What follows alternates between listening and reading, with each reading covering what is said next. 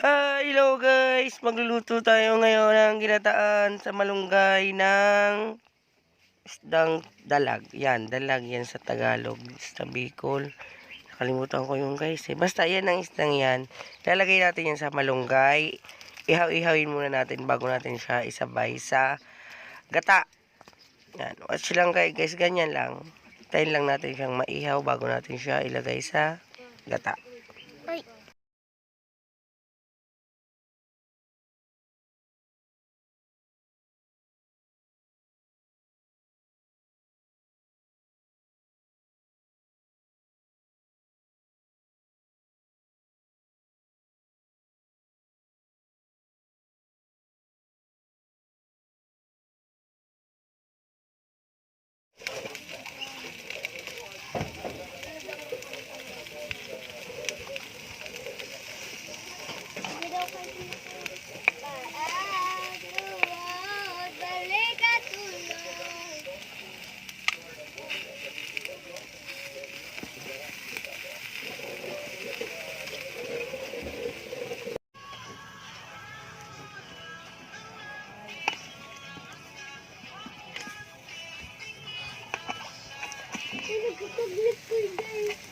Sad man.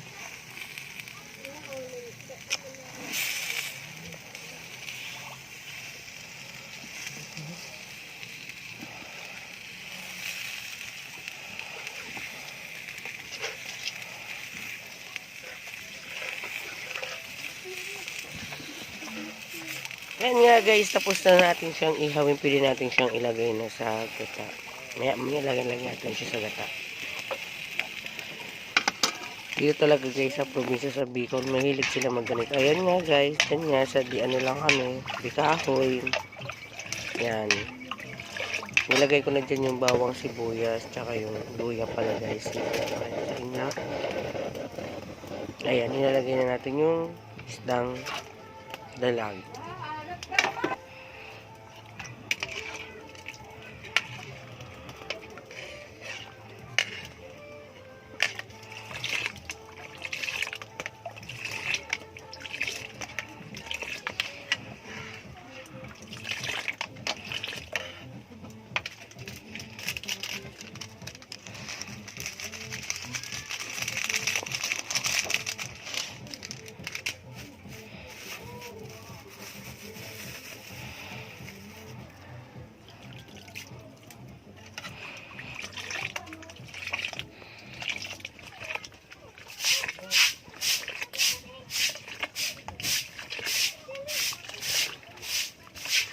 Guys, halo lang ng halo hanggang maluto ang ating gata. Saka natin ilalagay ang malunggay.